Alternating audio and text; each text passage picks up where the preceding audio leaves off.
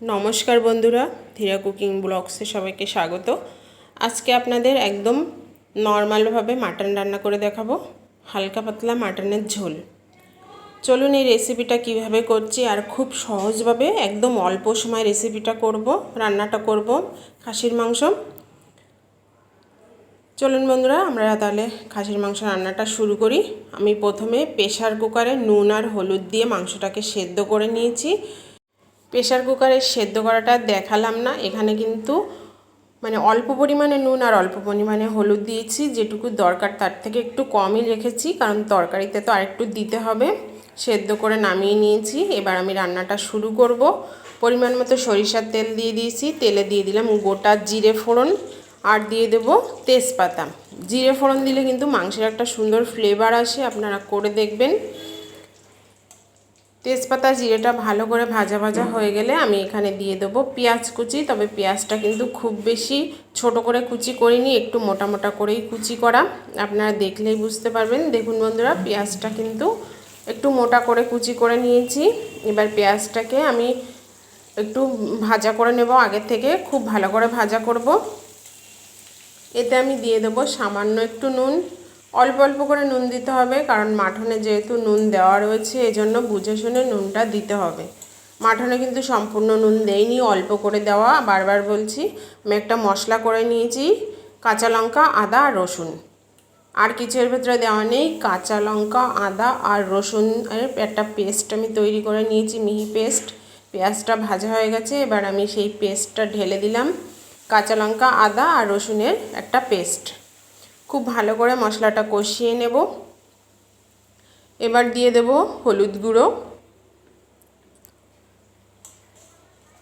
হলুদ গুঁড়োটা দিয়ে একটু নাড়াচাড়া করে নিয়ে এবার আমি এর ভেতরে দিয়ে দেব ধনের গুঁড়ো। জিরের গুঁড়োটা এখানে দেব না, যেহেতু জিরে ফোড়ন দিয়েছি আমি, তাই জিরের গুঁড়োটা দেব না। 1 চা চামচ ধনের গুঁড়ো আর 1 চা চামচ কাশ্মীরি লঙ্কার গুঁড়ো, একটু কালারের জন্য। আমি ঝালটা কিন্তু কাঁচা লঙ্কার ঝাল দিয়েছি, আর কালারটা আমি কাশ্মীরি লঙ্কা দিয়ে করছি। কাঁচা লঙ্কার ঝালের আর কাঁচা লঙ্কার একটা সুন্দর ফ্লেভার আছে, খেতে কিন্তু ভীষণ টেস্টি লাগে। মশলাটা খুব ভালো করে কষিয়ে নেব। সামান্য একটু জল দিয়ে দিলাম যাতে তলে পোড়া না লাগে। দেখুন বন্ধুরা, মশলাটা কিন্তু প্রায় কষানো হয়ে এসেছে। আমি এর ভেতরে দিয়ে দেবো আলু। যেহেতু মাটনটা আমি আগে থেকে সেদ্ধ করে নিয়েছি, এই জন্য মশলা আর আলু কষিয়ে নেব ভালো করে, তাহলে আলুটাও সেদ্ধ হয়ে যাবে, মাটনটা রান্না করতে আর সময় লাগবে না।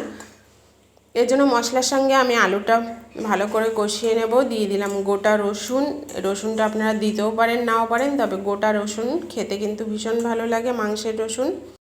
আবার আপনাদের সেদ্ধ করা মাটনটা দেখাচ্ছি। দেখুন, মাটনে কিন্তু অল্প করে হলুদ আর নুন দেওয়া, দেখেই বুঝতে পারছেন হলুদটা কতটা দেওয়া, একদম হালকা অল্প একটু হলুদ দেওয়া। এদিকে দেখুন, মশলা আর আলুটা কিন্তু খুব ভালো করে কষানো হয়ে গেছে। এবার আমরা মাটনটা দিয়ে দেব, সেদ্ধ করা মাটন।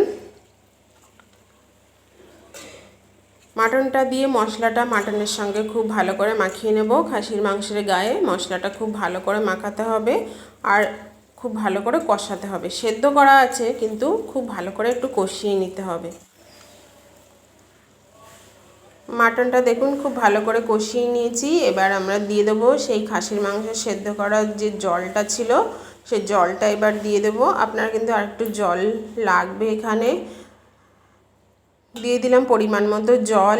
জল দিয়ে একটু নাড়াচাড়া করে এবার মাংসটাকে হতে দেব। দেখুন বন্ধুরা, তরকারির ঝোল কিন্তু প্রায় ফুটে উঠেছে, মাংসের ঝোলটা। এবার আমি ঢাকনা দিয়ে ঢেকে 10 মিনিট ফুটতে দেব। 10 মিনিট পরে আপনাদেরকে দেখিয়ে দিচ্ছি। তরকারিটা কিন্তু প্রায় 70% হয়ে এসেছে। মাংসটা একটু নাড়াচাড়া করে দেব, আর দেখেই বুঝতে পারছেন একদম কম তেল মশলা কিন্তু দিয়েছি আমি, এর জন্য কালারটা এরকম দেখাচ্ছে। এবার নামানোর আগে আমি কিন্তু দিয়ে দেব গরম মশলার গুঁড়ো। তরকারি কিন্তু হয়ে গেছে। একটু নাড়াচাড়া করে গরম মশলা দিয়ে 1 মিনিট মতো ফুটিয়ে আমি তরকারিটা নামিয়ে দেব। মাংসটা একদম রেডি। বন্ধুরা, আপনারা কিন্তু বাড়িতে এইভাবে তৈরি করতে পারেন। আর কেমন লাগলো আমার এই রেসিপিটা অবশ্যই জানাবেন। আপনারা অবশ্যই ভালো থাকবেন, আমার চ্যানেলটাকে সাবস্ক্রাইব করবেন, ভিডিওগুলো বেশি বেশি করে দেখবেন, লাইক করবেন, শেয়ার করবেন আর কমেন্টস করবেন। আজকে এই পর্যন্তই।